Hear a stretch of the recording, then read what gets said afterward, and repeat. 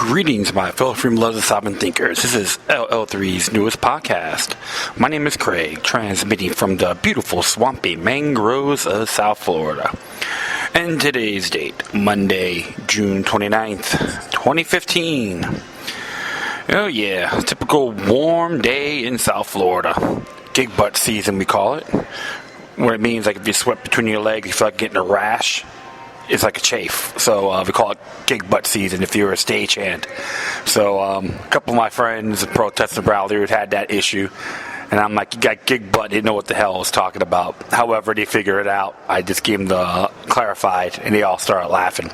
I was telling them, don't worry, we've all been victims of that. So, yeah, I was just doing a little, research here to keep things, interesting as possible. It's mostly national, but a couple of international related stuff. And this whole so hilarious too, interesting, not hilarious but interesting about the gay marriage, and everyone went up in arms and the fiasco, and they never take the initiative on looking at the fine print.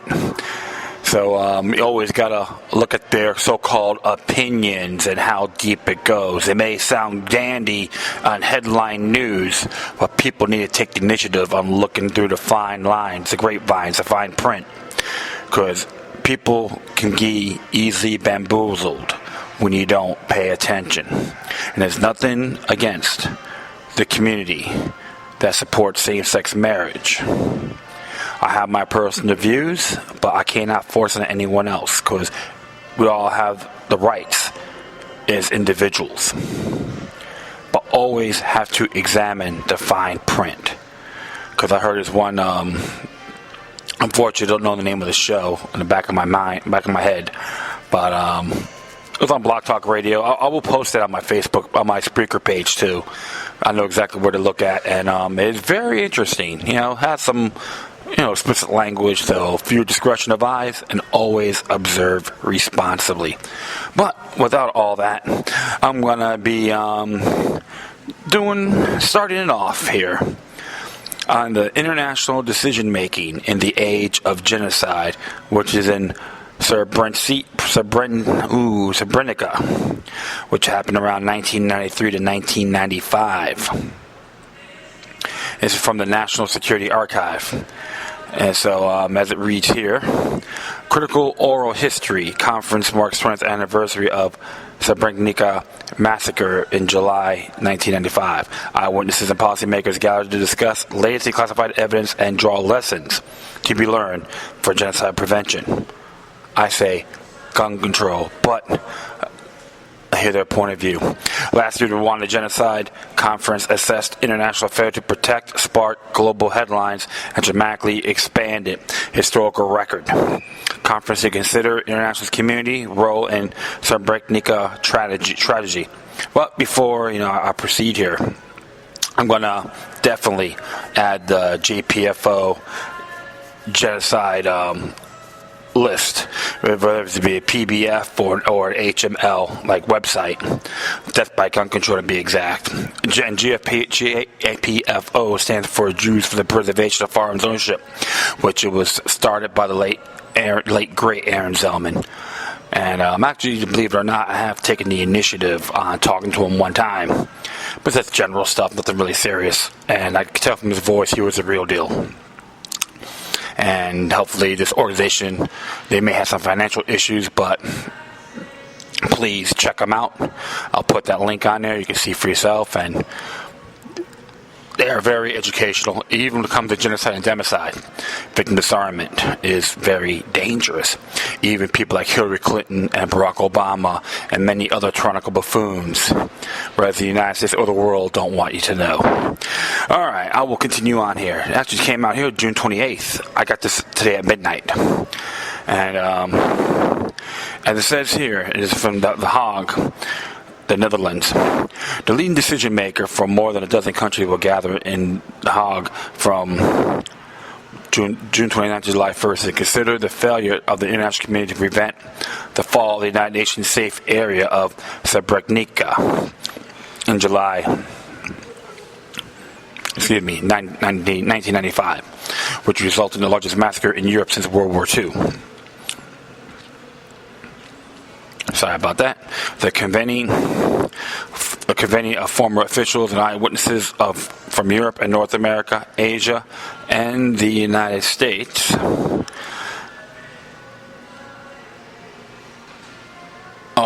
North America, Asia, and the United Nations marks the 20th anniversary of the execution of 7,000 Muslim prisoners by the Bosnian Serb army, following their capture of the Srebrenica and Kalov in July 11, 1995. The International Tribunal for the former Yugoslavia has ruled that the killings and mass expulsion of Muslims from the Serbs controlled territories in eastern Bosnia constituted a genocide under the definition of the 1948 Genocide Convention. The conference is sponsored by the United States Holocaust Memorial Museum and the Hague Institute for Global Justice in cooperation with the National Security Archive at George Washington University. It's part of a broader initiative to examine the international decision-making in the age of genocide. There's a link to that if I'm correct, right? Yes, it is. There's a link for that. It began last year with a conference on the Rwandan genocide and the declassification and public release of thousands of previous secret documents. Participants in the Srebrenica convening include former Special Representative of the UN Security General Yasushi Akashi, the former European peace negotiator Carl Bildt, former commander of UN in Bosnia General Sir Rupert Smith, Srebrenica survivor Mohammed Durakovic,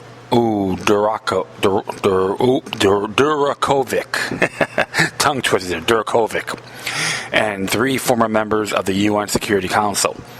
The wartime Bosnian government would be represented by Hasan Muratovic, the minister responsible for relations with the international community, and former deputy prime minister and foreign minister Zlatko Lagumdzija. Oh, okay. Hey, I'm just trying to learn this too, my friends, on how to pronounce their surname, so please bear with me.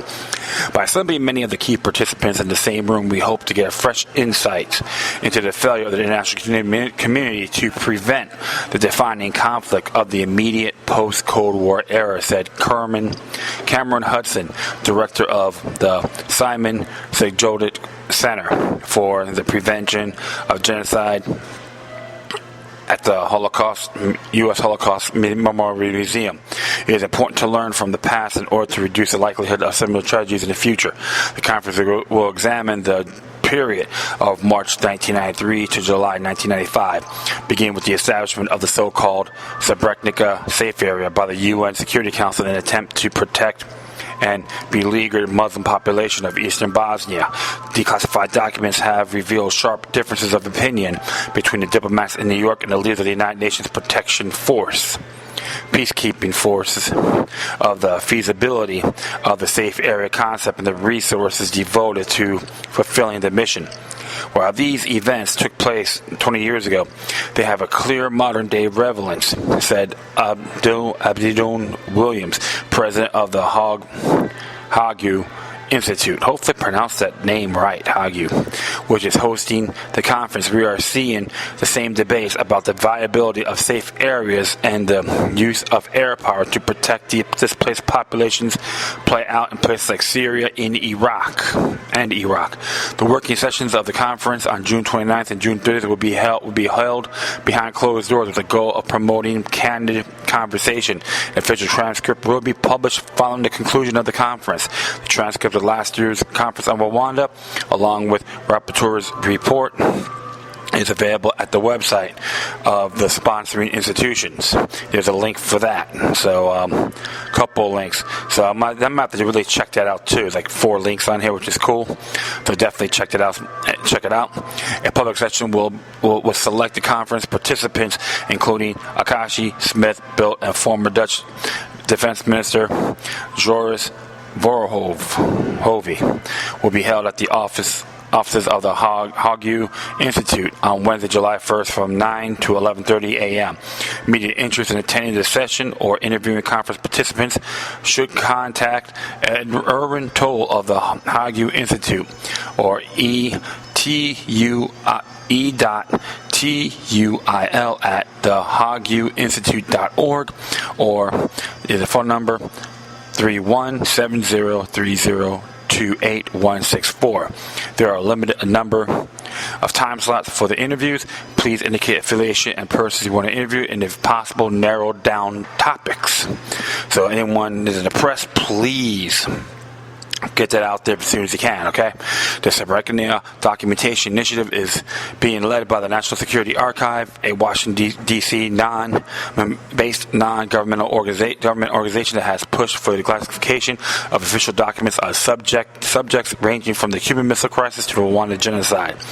The plans to publish a series of briefing books on its website over the coming weeks that will include the material used as a basis for the present conference. The archived documents allow us to look over the shoulders of the people who struggle with life and death decisions during the run-up to Srebrenica, said Tom Blanton, director of the National Security Archive. We can get inside the private sessions of the UN Security Council and the heads of decision makers in The Hague, London, Washington, Zagreb, Pal, and Sarajevo in a way that it was impossible just a few years ago. The United States Holocaust Museum, a living memory to the Holocaust, the United States Holocaust Museum seeks to inspire citizens and leaders worldwide to confront hatred, prevent genocide, and promote human dignity. Museum Simon Sedgwick Center for the Prevention of Genocide works to make the prevention of genocide and related crimes against humanity a national and international priority. Find out more about the museum's work on Rwanda and the international decision-making in the End and the Age of Genocide initiative. There's a website for that as well.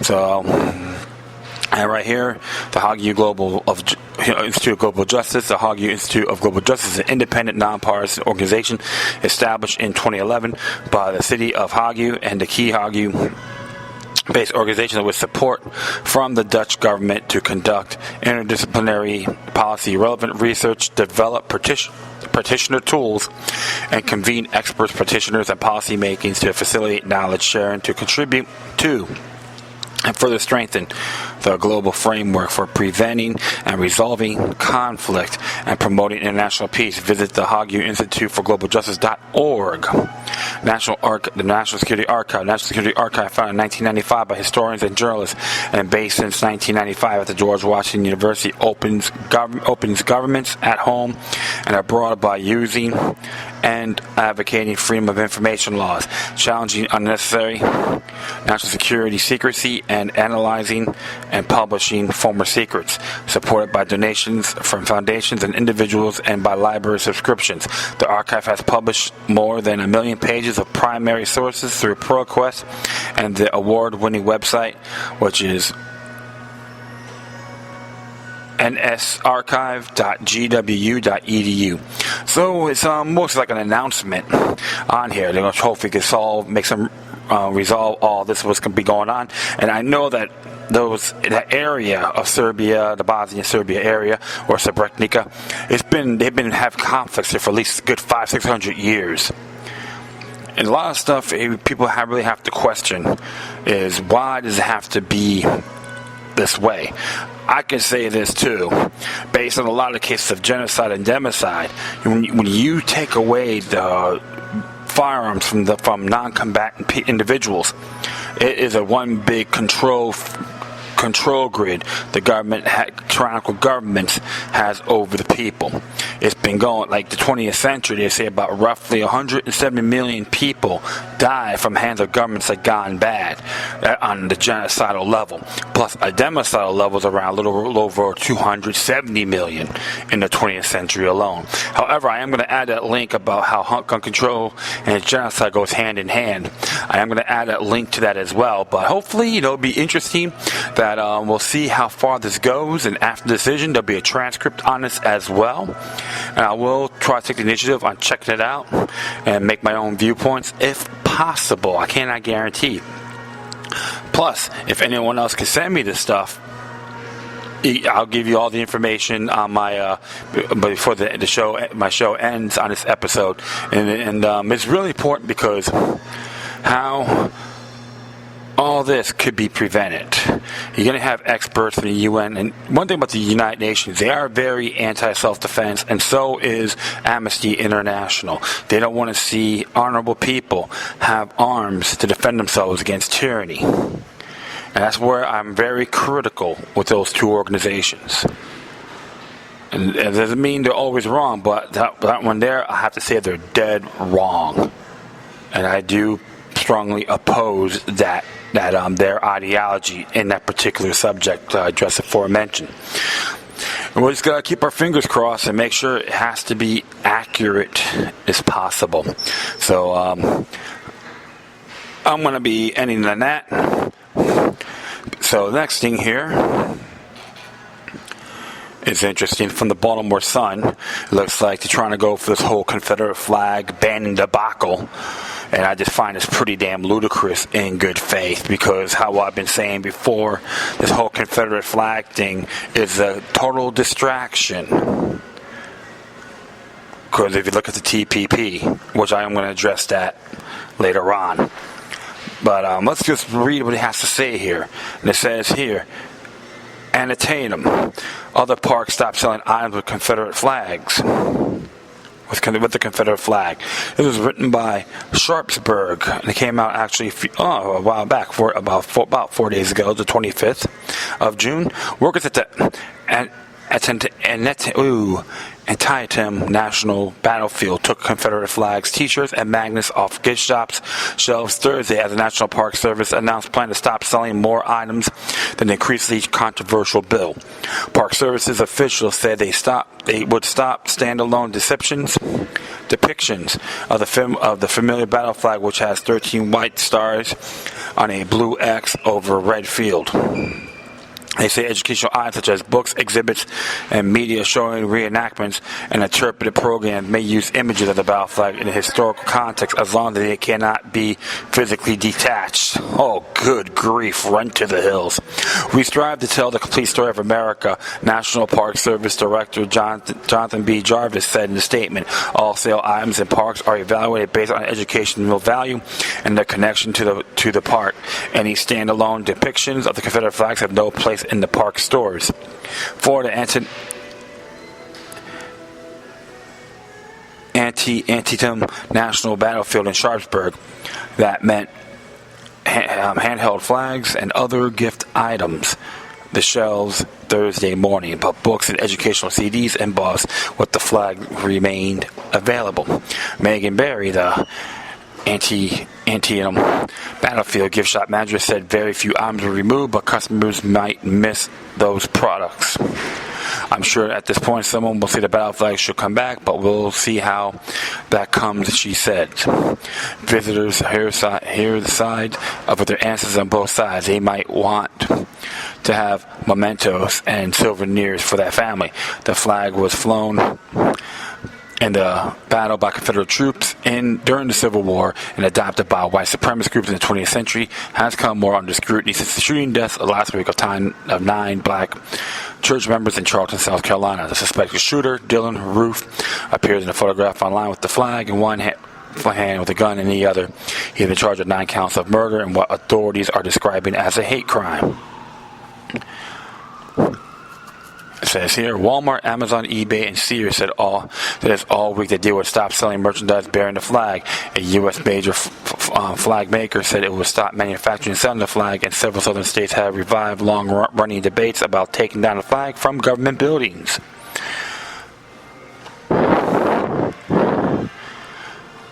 Aides to Governor Larry Hogan said he was pursuing steps to stop the state motor vehicle administration from issuing license plates bearing the flag and to recalling those now in circulation. The state issued nearly 500 tags since the son of Confederate veterans qualified for specialty plates 2 decades ago. Antietam, the site, is one of the bloodiest one-day battle in American history. Is best known of Maryland's Civil War battlefields. Rob Krupp, visiting from Colorado on Thursday, said Confederate flags should remain available in the gift shops. Ultimately, they were all Americans. I think they were heroes on both sides, said Krupp, 49. It's part of American history. How far do you go? Or are you going to start removing statues of General Lee? Mary Lou Fauci, tourist from Idaho, agreed. You can't remove it from the picture because it represents something some people will consider negative, said Fauci, age 50. The Park Service announced. The Park Service announced its plan to limit sales of the flag after the nonprofit association that operates some of its museums and bookstores began to remove items on its own. Jarvis said he asked other associations, partners, and vendors to do the same. Park Superintendents and program managers will determine which items are appropriate, he said. Tim Wolf, a sociologist and professor at Mount St. Mary's University, called the Confederate flag a sign of oppression and racial terrorism that's inappropriate for most public places, including materials that are not explicitly educational. People who see it as a sign of Southern pride fail to recognize the history, he said. Wolf said, removing the flag should not be confused with silencing the conversation. We should continue to talk about the Civil War, about segregation and race relations, he said. We do ourselves a great disservice if we sweep that under the rug and stop talking about it. I think we can use one of these symbols to better understand our history. I think if we do that, fewer people would be drawn to the flag. Stephen Kemet owns Captain Bartender's Tavern in Sharpsburg. When he heard that businesses were cutting ties with the Confederates imagery, he said he bought a battle flag to fly outside a bar restaurant along with the American flag. I'm here to preserve the heritage of this town. The Battle of Antietam, brother versus brother, he said. That's what it's about. Jim Kao, 68, owner of the Antietam Gallery, which sells mostly Confederate War memorabilia, said South Carolina's shooting was a sick tragedy, but there are bigger problems than people's association with the flag. What people need to worry about is what's happening in downtown Baltimore, what's happening in Chicago, he said. The emphasis of this is completely misplaced. Kao said the business seen as a significant increase in Confederate flag sales in the past 3 days. I consider it to be a distinct part of our history. He said, I'm proud of it. I'm Southern. I'm interested in political correctness. Wolf too said there are larger concerns than the flag. We can't hide from our history. We need to confront it, he said. I worry that some people will say, well, look, we elected a black president twice. We've taken down these symbols. What more do you want? My response would be, I want a lot more. It's from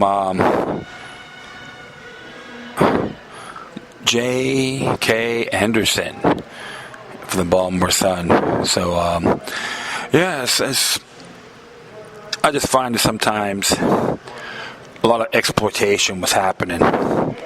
And I've been still learning about the war between the U.S. and Confederate States of America. I can't call it civil because, based on what I read, the Confederate States of America was considered a new nation. They legally separated or secede from the United States.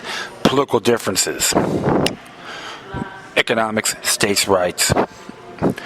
People call it slavery, but if you read some of my, if you go to one of my past links around February 11th or 12th of this year, talked about Lincoln's first inaugural speech.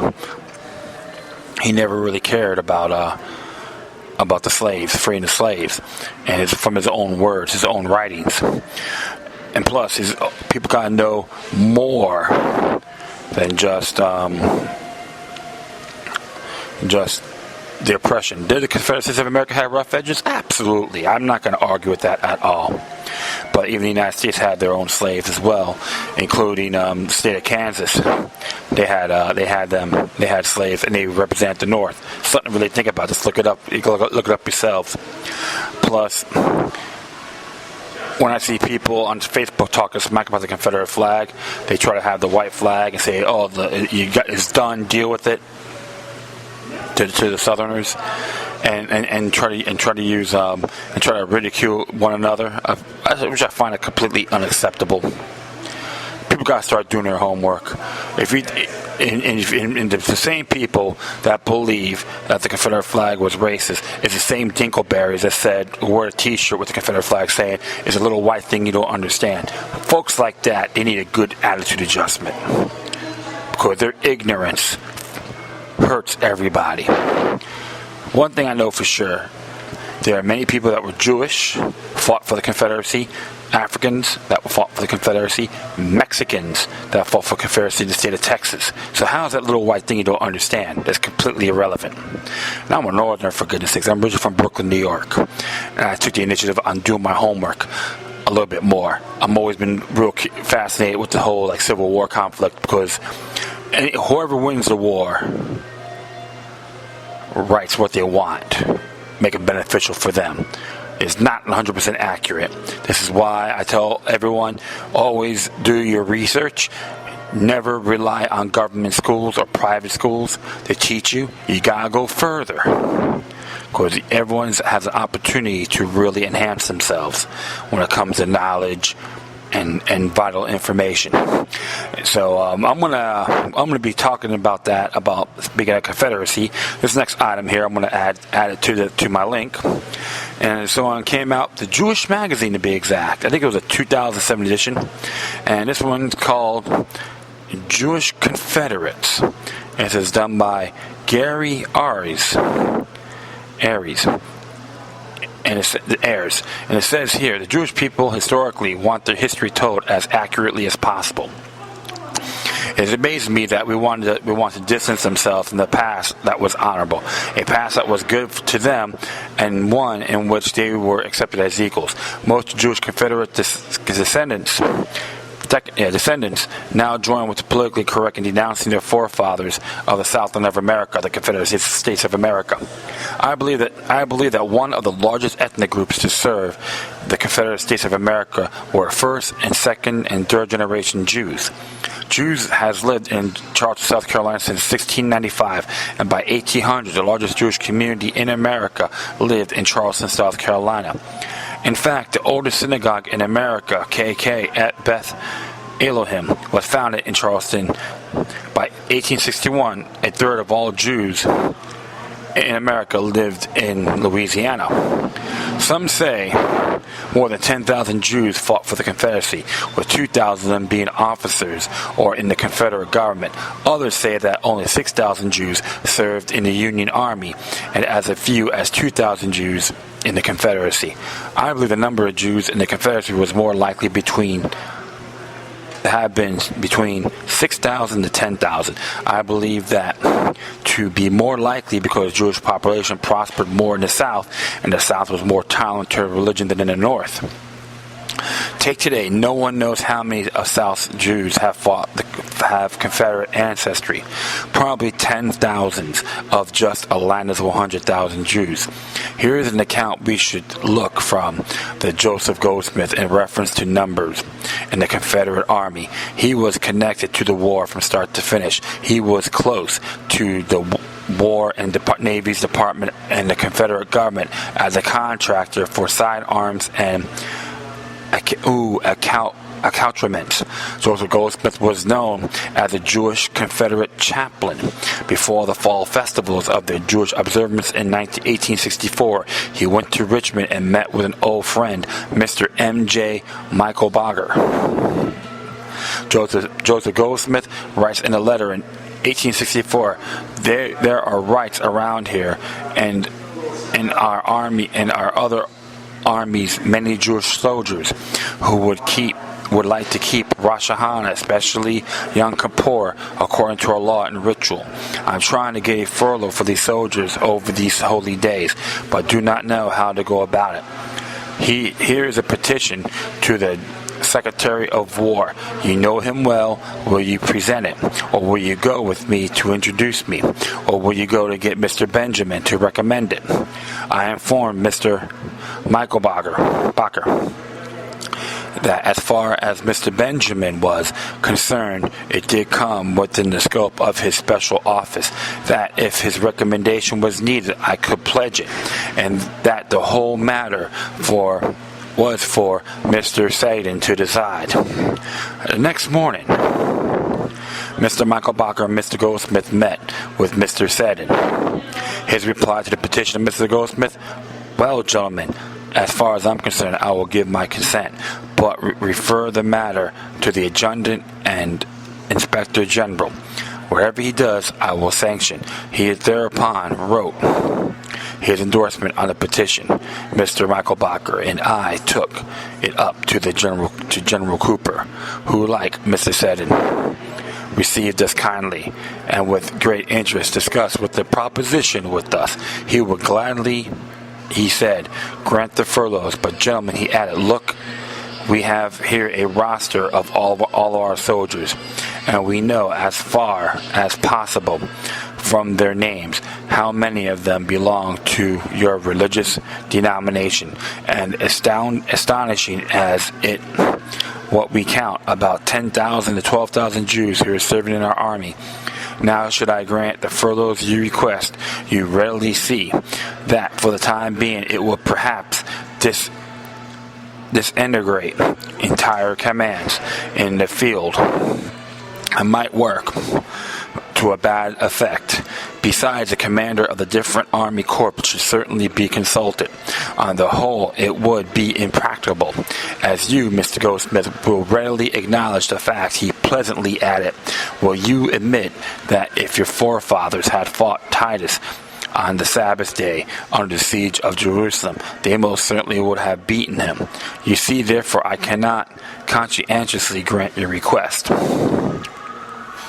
Later in 1895, Goldsmith wrote, I am still a living witness and can, from my own memory, give you many names of the gallant Jewish soldiers of the Confederate Army. I have ample opportunity to see and to know. Many a wounded Jew have I met in the hospitals of Richmond and administered to his wants, and many a Jewish soldier have I seen walking on his crutch, or having his arm in a sling, traveling to from his command during the war. And I know further that it was simply a sense of loyalty to their home and their neighbors that prompted them to fight for the South. If not, they could readily have left this country at any time, as I myself could have done, had I so chosen. But love for our adopted country kept us here. We offered all we had in this behalf. In November 1862, General Grant was convinced that the black market of cotton was organized by Jews. Grant ordered that no Jews are to be permitted to travel on the railroad southwards from any point, nor were they to be granted trade licenses. Now all wars have contraband, black market, illegal traders. This will include all people that were just a handful of Jews that were illegal traders. The majority of Jews were not. The term Jew, profiteer, speculator, and trader were employed interchangeably. Union General Henry W. Halleck linked traders and Jew peddlers as one. General Grant shared Halleck's mentality, describing the Israelites as an intolerable nuisance. This order of General Grant's in November 1862 was immediately and with enthusiasm carried out by the Northern Army. In Holly Springs, Mississippi, Jewish traders had to walk 40 miles to evacuate the area. In Paducah, Kentucky, the Union military gave 30 Jewish families all long-term residents, with 2 Jewish inhabitants being Union Army veterans, 24 hours to leave. The exodus of Jews was not happening fast enough for General Grant. He wanted more, and he did show exactly the type of man Lincoln wanted for his commander of the armies of the United States. In December 1862, General Grant initiated an official order of anti-Semitism. It was one of the worst in 19th century America and possibly the world magnitude of the 19th. One could argue that it was a test to be used on the Indians in the future. We know that tactics used in the burning of Missouri and of Atlanta was later employed on the Indians. This will never be taught in the schools to your children. It is another part of history to be swept under the rug. This is no better than a lie to dupe people and to believe that Lincoln and the U.S. was correct in its invasion of the southern states, and its lies about the war it waged upon the southern people, Jewish people included. Of course, it is hard to believe this, but if you just study a little about the advisors of Lincoln and the connection he had with the German Marxists, it will become clear and the truth will come out. General Grant issued a General Order Number 11. This ordered all Jews from Kentucky and Tennessee and Mississippi.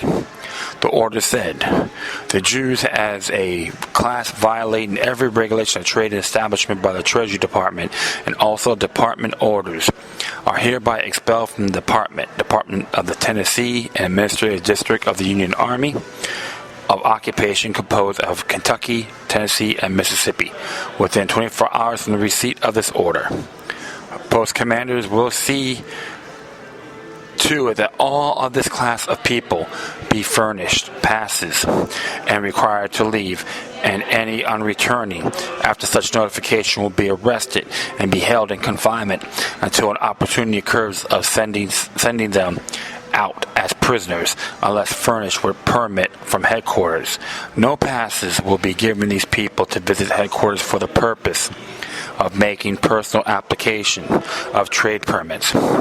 There was enough backlash from residents for Lincoln to make a decision to have General Grant to revoke the order. Here are just a few notable Confederates of the Jewish faith. Abraham Myers was a West Point graduate and a classmate of Robert E. Lee. Myers served as a quartermaster general and before the war fought Indians in Florida. To see if Fort Myers was named after him. So interesting, I'm learning the same thing. So Abraham Myers, they named Fort Myers after him. Major Adolph Proxgower of Mobile, Alabama, was wounded several times. A subordinate officer wrote, I can see him now as he nobly carried himself at Gettysburg, standing coolly and calmly with a cigar in his mouth at the head of the 12th Alabama amid a perfect rain of bullets, shot, and shell. He was the personification of intrepid gallantry and imperturbable courage. In North Carolina, 6 Cohen brothers fought for the 40th Infantry.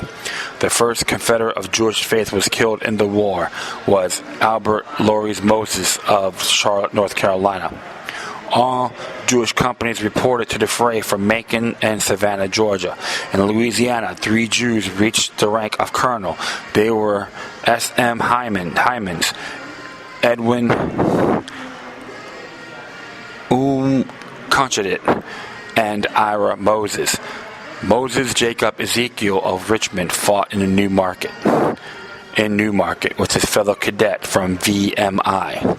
He became a noted sculptor. His mother, Catherine Ezekiel, was to have said she would not tolerate a son who declined to fight for the Confederacy.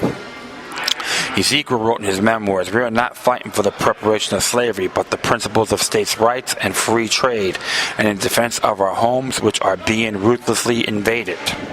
In a tribute to Ezekiel, it was written, the eye that saw is closed, the hand that executed is still. The soldier lad who fought so well was knighted and landed in foreign land, but dying his last request that he might rest among his old comrades in Arlington's cemetery.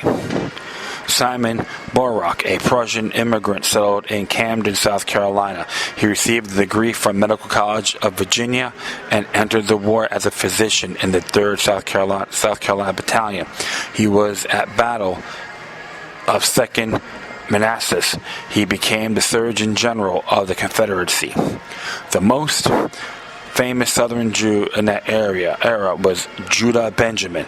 He was educated in law at Yale. He was the first Jewish U.S. Senator and declined a seat to the Supreme Court. He also declined an offer to be ambassador to Spain. Judah Benjamin served President Davis and the Confederacy in 3 positions: Attorney General, Secretary of War, and Secretary of State. After the war, he was unable to resettle in America. He settled in England, where he became a notable lawyer. He also wrote legal texts while a lawyer in England. Why does politically correct want to destroy the history of a people just because they want to save their homeland from an invading army and a government gone wrong? Not only the Scottish people have been fighting many lifetimes for freedom, but also of the Jewish faith have done the same and on to American soil. And there's plenty of notes on here too, on Jewish Virtual Library, Jews in the Civil War, Jewish.history.com, Grant's General Orders, Abraham Lincoln Coin Complete Works.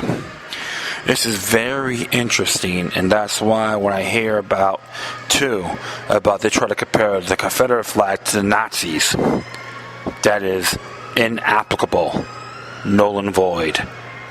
Because if the Confederate States of America was considered Nazis, can you explain why Judah Benjamin was Jefferson Davis's right-hand man? Many of these soldiers fought what they believed in. I am not condemning the Union soldiers as well, because they have their purposes too, including the 54th Massachusetts Brigade that fought bravely. They were all black Union soldiers that were valiant, and they had vision of freeing the slaves. So on soldier sides point of view, whether it's the Union or Confederacy, I always got to give them homage. When it comes to political aspects of it, I did find it real dirty, especially when Abraham Lincoln made a unilateral decision on attacking the new nation without congressional approval. You can look it up yourself. The United States only declared, if I'm correct, 5 wars legally. War of 1812, Mexican-American War, Spanish-American War, World War I, and World War II. Constitutionally, not the War Powers Act. That, to me, is null and void. You always have to look at the bigger picture, for sure. And I'm going to add another thing here as well, which was an introduction by Branham W. Korn, Jews of the Confederacy, which is a PDF format. This is from AmericanJewishArchives.org. So I'm going to add all these to my footnotes, and you guys can take the initiative. I'm really looking at this, and go further if you can, because like I said, history decides who's a villain or a hero, and we got technology, we got some great books, we got to examine the other side. And this is why people think the 10th Amendment's dead. No, it's just being reactivated. This is what they fought for, many of the Southerners. Like I said before, they had their rough edges and differences, absolutely. I'm not going to argue about that at all, because we know one thing. Some of them, amount of them, supported service and voluntary servitude, while individuals such as General Robert E. Lee and Stonewall Jackson totally opposed slavery. So always got to look at the bigger picture on this. And that's what I'm going to talk about on this particular area. Alright, next one here. A couple of them come from hot air. Pretty good, pretty cool stuff. And this one here came out today, to be exact. It says here, WaPo, 4 Pinocchios for 1 school shooting a week. Claimed by Everytown Senate Democrat. It's by Ed Morrissey. I say here, so Sandy Hook has been school shooting on average every week. Senator Chris Smith, the Democrat from Connecticut, declared in a floor speech on Wednesday of last week, how on earth can we live with ourselves if we do nothing? Maybe the first item on Murphy's to-do list should be to check his facts and then chuck anything coming from the gun control group. Everytown into the round file. Their definition of school shootings, while invoking the memory of the Newtown massacre by a deranged gunman, actually includes anything where a trigger got pulled, even suicides and accidents, as Michelle Yehi Lee discovered after digging into Everytown's claim of 126 shootings. As it reads here, with Everytown first released its tally in 2014, media organization gave it a lot of publicity, but then had second thoughts once it became clear it was such a broad list. CNN, for instance, initially reported the 74th figure, but then determined only 15 cases were similar to Newtown. Fact checker analyzed each case included in the updated list. One of 126 cases, 25 were attempted or committed suicide. The majority of shootings on this list, while targeted attacks against individuals stemming from altercations or ongoing conflicts. There were at least 10 incidences that were similar to shooting in Newton, with one shooter opening fire with intent to kill or injure multiple victims. A separate incident in June 2015 involved a couple that shot and killed a cat on a school campus, but told law enforcement officials they would have shot students if it was God's will. We did not include that in the list of 10 incidences. Someone in Connecticut should ask Murphy while he's using data from lobbying group rather than the FBI, which actually had a pretty good definition of active shooter situations, keeps the tabs on the number. They issued a report last September that covers the time period from 2000 to 2013 that identified 160 incidences which qualified as mass shooting incidents. The second most common venue for these shootings was a K-12 schools with 39 such reported incidents in 13 years, which averages to 3 per year or every 17 weeks.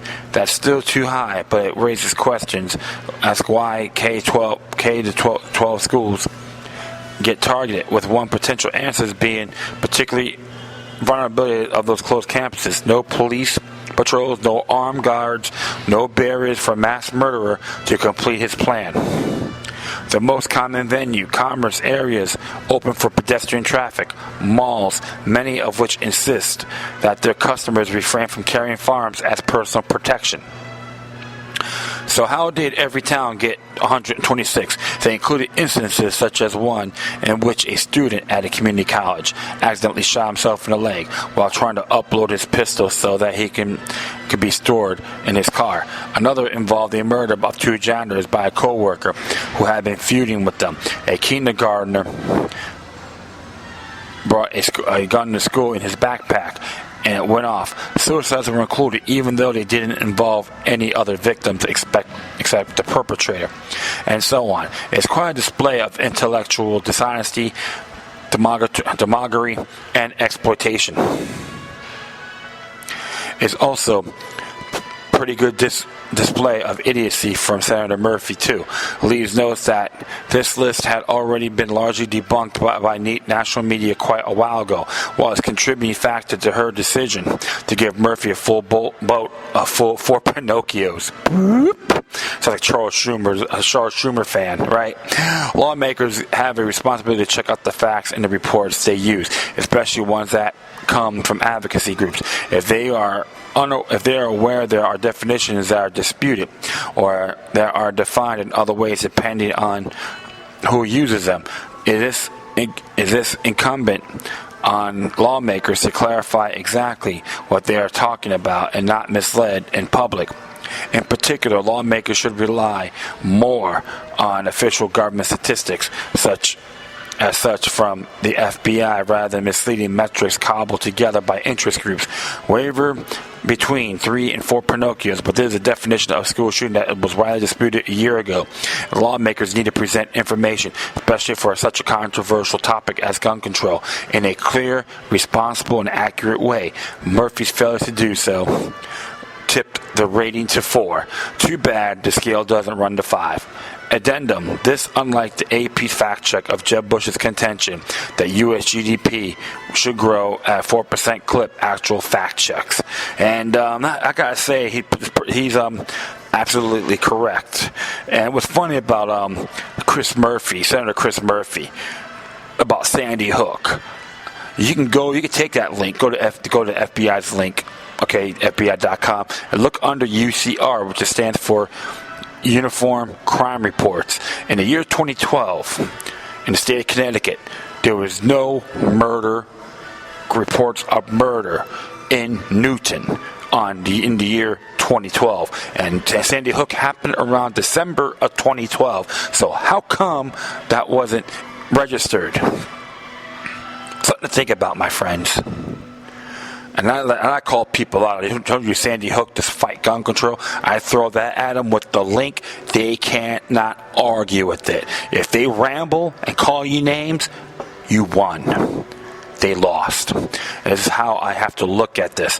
And furthermore, too, the police aren't obligated to protect you as an individual. You can look up sovereign immunity tort. And there's liability. There's plenty of information out there. I know I put these on my past archives. So definitely you got to look at the bigger picture. And that's why these clowns, these jerk-offs, I call them, but so they are a bunch of jerk-offs, don't have a clue on how to clean their own rears. All right, this is why I have contempt for these corrupt individuals in government and beyond. Because they think you guys are a bunch of dummies and don't have a clue and can't read. You know what I say? Prove them wrong. And definitely make sure you have all your facts when you have a discussion, because you never know, you may get more respect than what they have animosity towards you. Because I've done it enough times, and I have chats with many folks out there from different political spectrums. But you know what? They love to talk to me. They appreciate my views. We have our disagreements, but you know what? We discuss things in an honorable way. This is what they want. They want divide and rule. I want unification from every freedom-loving, sovereign-thinking individual out there. Doesn't matter what you look like, what your skin color is, what your religious beliefs are, political party affiliation, etc. We all have the power to see things a lot broader and inspire one another. That's why folks like Patrick Murphy is nothing more than a tyrannical jackass. And I say that in good faith. And I will continue on. It came from Hot Air Again, and it's by Jazz Shaw, and it's entitled Done Deal. Kerry reportedly caves on inspections of Iran's nuke facility. It says interesting, and it says here, the June 30th deadline for a nuclear deal with Iran isn't looking healthy at this point, particularly considering that the fact that dates happen to be tomorrow, and some of the principal negotiators aren't even in the same country at the moment. Of course, it was never really much of a deadline anyway in the eyes of most competent observers. President Obama and the Secretary of State are desperate for a deal seemingly at any cost. They'll keep pushing at the deadline back as many times as they need it until they have some sort of bone to bring home to Washington. But it may not take long, as some of us thought. The most of the recent report coming from across the pond is incorrect. The Iranians were looking like they were ready to walk out in a huff over the idea that nosy inspectors from the international community would be poking around the most sensitive nuclear installations. What we could possibly do about that? Hey, how about if we just don't inspect them? The P5+1 countries, led by the United States under Barack Obama, have caved in to Iran demands and will not insist on inspections of nuclear installations as part of the deal on Iran's nuclear weapons program. Channel 1 reported Sunday. The channel's Arab Affairs correspondent reported that the June 30th, Tuesday night, the deadline for the talks has been set back to an unspecified date. But the negotiations are good nature and the feeling that the deal is nearly done. Iranian Foreign Minister Mohammad Javad Zarif was expected to fly to Tehran Sunday night for consultations on a final bringing position. Is there a reason the cave on was essentially the linchpin of the entire deal? That being the idea, we would keep a lid on the Iranian nuclear pot, provided we were free to roam around and inspect. Over at Powerline, one possible answer is offered. It means they already have nukes, an example sufficient highly enriched uranium-4, at a minimum 1 through 5 Hiroshima-type bombs. Therefore, there is nothing Obama can do. Once the kooks have nukes, it's game over. We can never directly attack them without huge risk. See Korea North. A real travesty is that, of course, Obama had never had any intention of making sure that Iran would not be permitted to have nuclear weapons. As usual, the threats of preemption, all options on the table, were always lies, which why is it left let him get away with explicit invocation of the Bush doctrine. Plausible but not proven, it could mean that they already have too much bomb quality material, or perhaps we've simply determined that they already have 100% of the capability to get there in short order, and we don't have any cards left to play in the hope of stopping them short of a full military attack. Either would explain the alleged change in position in the latter isn't particularly better than the former in the larger scheme of things. But it still smell bad, so why do it when you could at least continue to bluster and rattle sabers?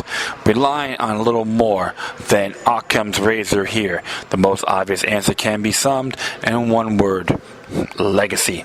One of the major dings against Hillary Clinton as she tries to invoke her experience as Secretary of State in her bid for the presidency that she never really accomplished anything.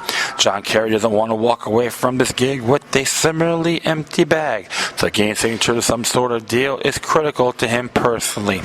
And for his boss, the president is in the middle of a full-blown march of triumph with dreams of what various displays in his presidential library are going to look like.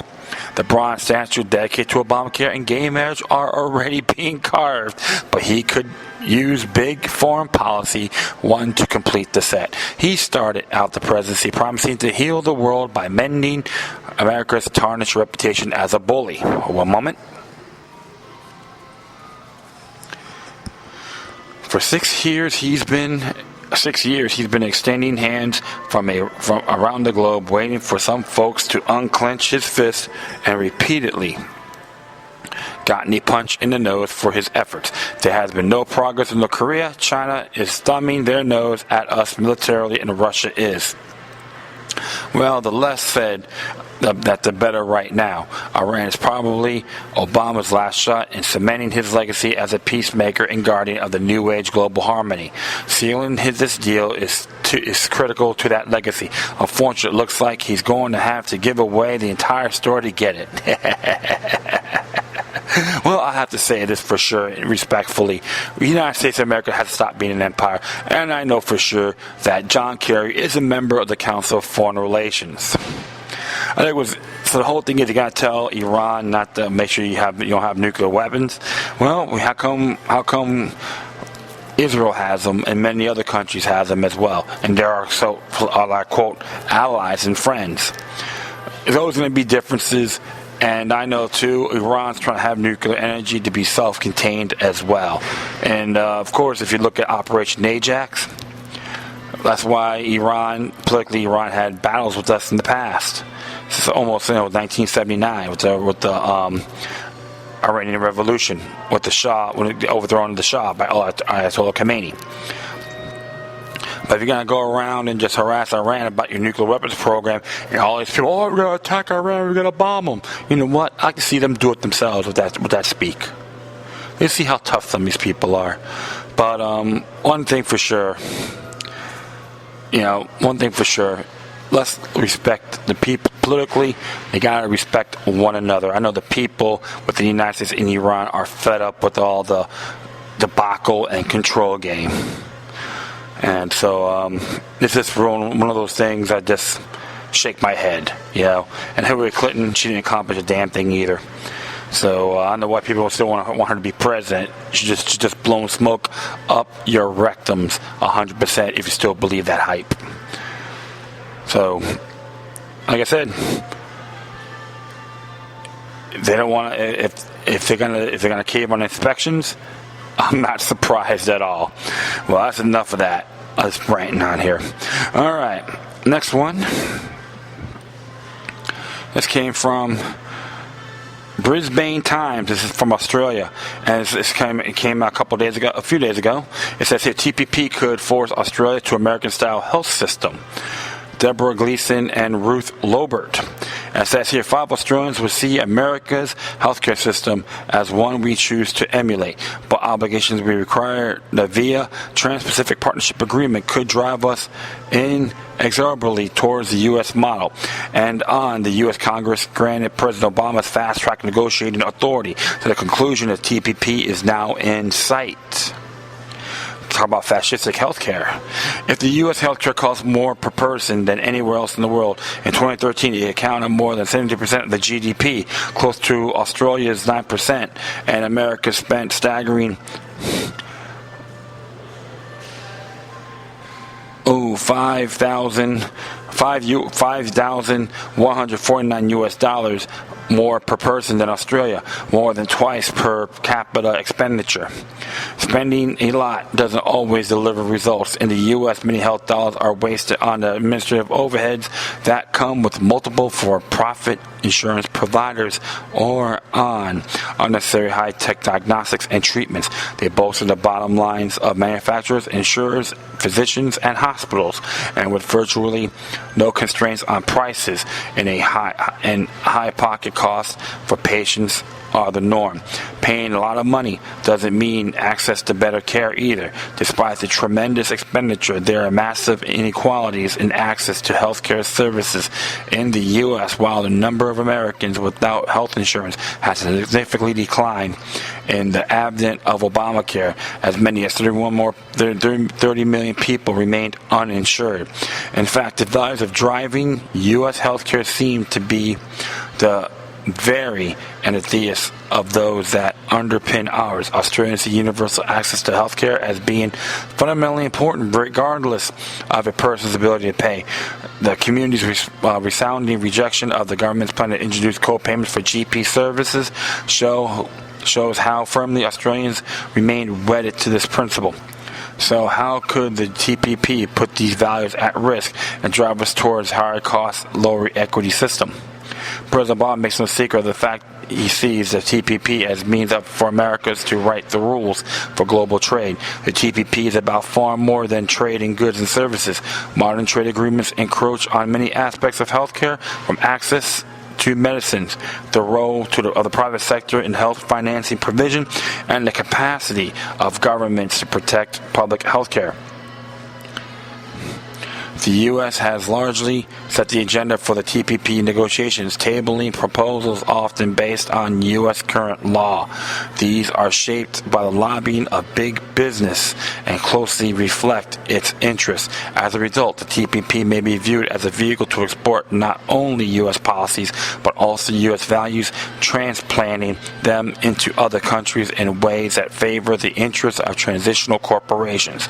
This can be most clearly in leaked drafts of the TPP's intellectual property chapter. Through 5 years of negotiations and despite the ongoing resistance of other TPP countries, the U.S. has persistently sought to mold other countries' intellectual property framework in an image of its own. Patients for minor variations of existing penalties, medicines, extensions of patients beyond the 20-year norm, and requirements to link marketing approval to patent status are all elements of the U.S. system that drives a massive pharmaceutical expenditure. Unsurprisingly, the U.S. has the highest per capita pharmaceutical spending in the OECD, more than double of the OECD average and almost twice that of Australia. The U.S. is also seeking 12 years of data protection for biologic products in the TPP derived from living organisms. Biologics include many expensive treatments for conditions like cancer, rheumatoid arthritis, and multiple sclerosis. During this 12-year period, competing flow-on products couldn't be approved by regulatory authorities. This means that the manufacturer enjoys a market monopoly that operates whether or not there is still a patient on the original product. Unlike a patient, this monopoly cannot be challenged in court. Some analysts have argued that even in the U.S., it would folly lock in such long monopoly periods of biologics. In the 2016 White House budget proposal, estimates that reducing data protection from 12 to 7 years, together with prohibiting additional periods of exclusivity for biologics due to minor reformulations, would save $16 billion in federal spending alone over the next decade. Adopting this 12-year period in Australia, or any period longer than our current 5 years, would mean foregoing hundreds of millions of dollars on annual savings of the PBS. Potential savings arising from competition from follow-on products in Europe have been estimated at up 33.4 billion euros between 2007 and 2020. In the U.S., the RAND Corporation estimates that $44.2 billion U.S. dollars could be saved from 2014 to 2024 if follow-on product can be made available quickly. There are other ways that the TPP could see our health system emulating that of the U.S. Obligations allow foreign investors to compete on a equal footing with publicly funded or provided services could result in a one-way bridge to great privatizations. Under proposed investor-state dispute settlement provisions, litigious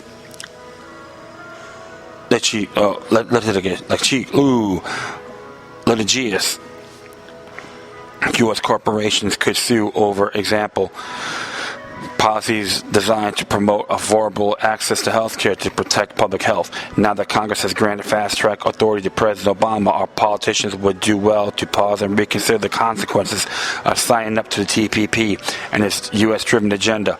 At stake for the potential for the TPP to seriously derail our healthcare system.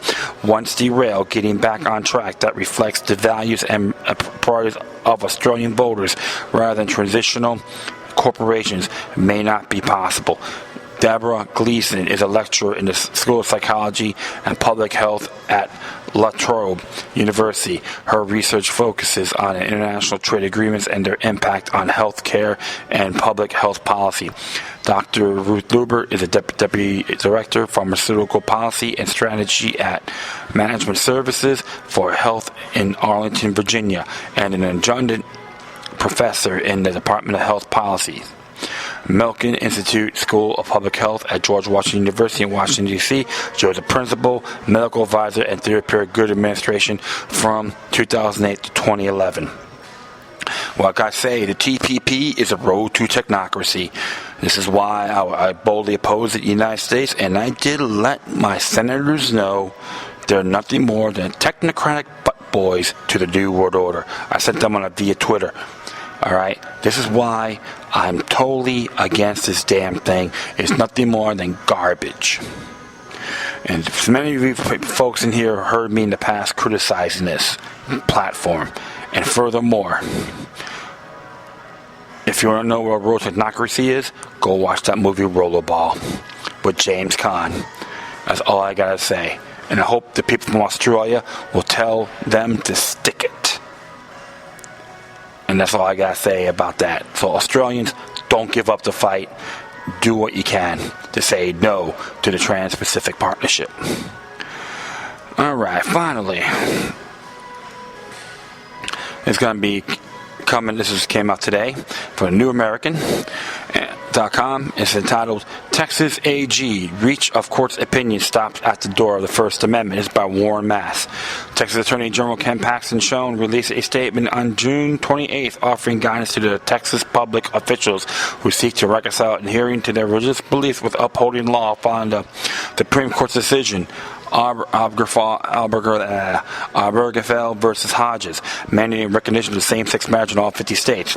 In summary of his opinion, the full text, which was written as a memo to Lieutenant Governor Dan Patrick, Paxton stated that the Supreme Court had ignored the text and spirit of the Constitution and manufacturing right to simply does not exist and had weakened itself and weakened the rule of law. Paxton spoke of the confusion stemming from the High Court's ruling that hundreds of Texas public officials are seeking guidance on how to implement what amount to a lawless decision by an activist court while inheriting both of the respective faiths and a responsibility to uphold and defend the U.S. Constitution. He noted that immediately following Obergefell versus Hodges, the U.S. District Court for the Western District of Texas issued an injunction against the enforcement of Texas marriage laws that define marriage as one man and one woman, and that county clerks and justices of peace were effectively banned from enforcing those laws. However, noted Paxton, despite the injunction, there is not a court order in a place in Texas to issue any particular license whatsoever. Furthermore, says Paxton, to reach the court's opinion stops at the door of the First Amendment and our laws protecting religious liberty. In a response to a question that Patrick had asked in advance of the High Court's ruling, whether in the event of the Texas definition of marriage is overturned, state officials such as county clerks, justices of peace, and judges may refuse to issue the same-sex marriage licenses or conduct same-marriage ceremonies if doing so would violate their religious belief, Paxson replied. In recognizing a constitutional right to same-sex marriage, the Supreme Court acknowledged the continuing vitality of the religious liberties people continue to possess, i.e. slip up at 27. It must be emphasized that religions and those who adhere to religion's doctrines may continue to advocate with utmost sincere conviction that by divine precepts, same-sex marriage should not be condoned. In recognizing a new constitutional right in 2015, the Supreme Court did not diminish, overrule, or call in question the rights of religious liberty that formed the first freedom in the Bill of Rights in 1791. The newly minted federal constitutional right to same-sex marriage can, should, and peaceably coexist with long-standing constitutional and statutory rights, including the rights of free exercise of religion and freedom of speech. This opinion concludes, county clerks and their employees retain religious freedoms that may allow accommodation of the religious objections to issuing same-sex marriage licenses. The strength of any such claim depends on the particular facts of each case. Justices of peace and judges similarly retain religious freedoms and may claim that the government cannot force them to conduct same-sex wedding ceremonies over their religious objections. When other authorized individuals have no objection because it is not the least restrictive means of the government ensuring the ceremonies occur. The strength in any such claim depends on the particular fact of each case. That quote from Aberfeld versus Hodges. Plain enough that Paxton feels comfortable in advising Texas authorities that they should stand fast in defending their religious liberty. Of course, when federal judges get involved in interpreting all laws, all bets are off. Naturally, homosexual right groups disagree with Paxton. Shannon Minter, legal director of the National Center of Lesbian Rights, said in response, public officials have no constitutional or statutory right to discriminate in providing public services. The opinion is wrong on the law, and it does a disservice to officials who need clear, reliable guidance about their duty to follow the law and to provide marriage licenses to all qualified couples. Minter's statement demonstrates what the selectivity with those advocating for preferential rights choose to deny others even more fundamental long-standing rights. As we noted, Obergefell versus Hodges itself acknowledges that county clerks and their employees and justices of peace can retain religious freedoms despite the ruling. Texas Governor Greg Abbott wrote a memo on June 26, making the same point, stating that despite the Supreme Court rulings, Texans' fundamental rights to religious liberty remains protected. In his memo to all state agencies' heads, Abbott cited the First Amendment of the U.S. Constitution, Article 1 of the Texas Constitution, which provides that no human authority ought in any case whatever to control or interfere with the rights of conscience in the matters of religion, and Chapter 110 of the Texas Civil Practice and Remedies Code, as referred as the Texas Religious Freedom Restoration Act, which provides that the state of Texas's agencies, its political subdivisions, and municipalities may not substantially burden a person's free exercise of religion unless the agency can prove that the burden in his furtherance of compelling governmental interest is at least restrictive means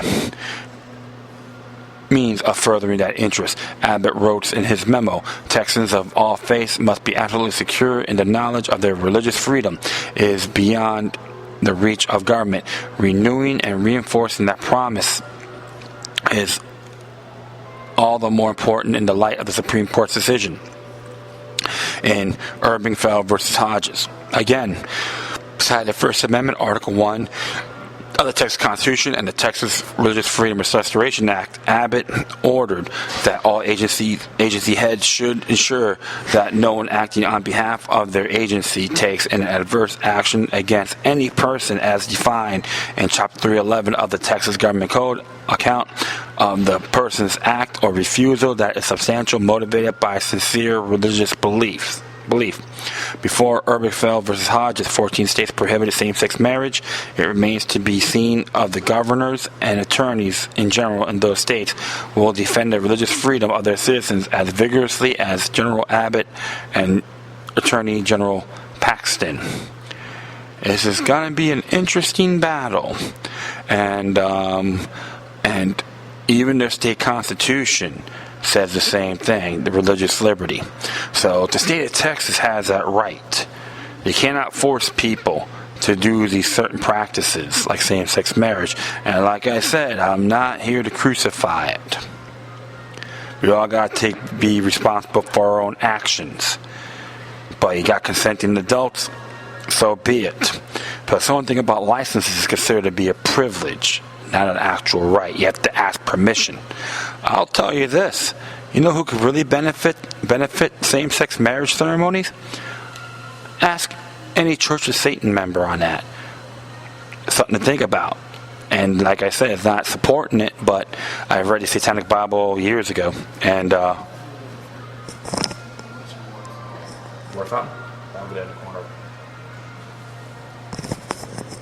and what happened was, it's very interesting because you got to look at the bigger picture.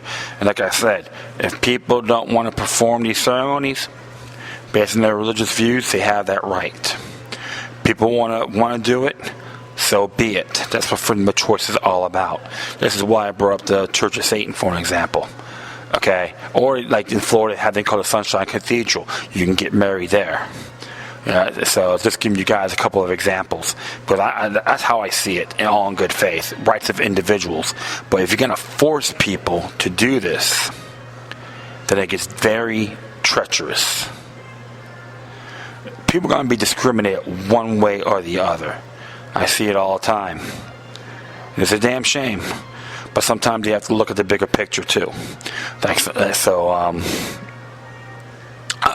always tell people, I'm not here to crucify, but you always got to observe people's rights and principles to all.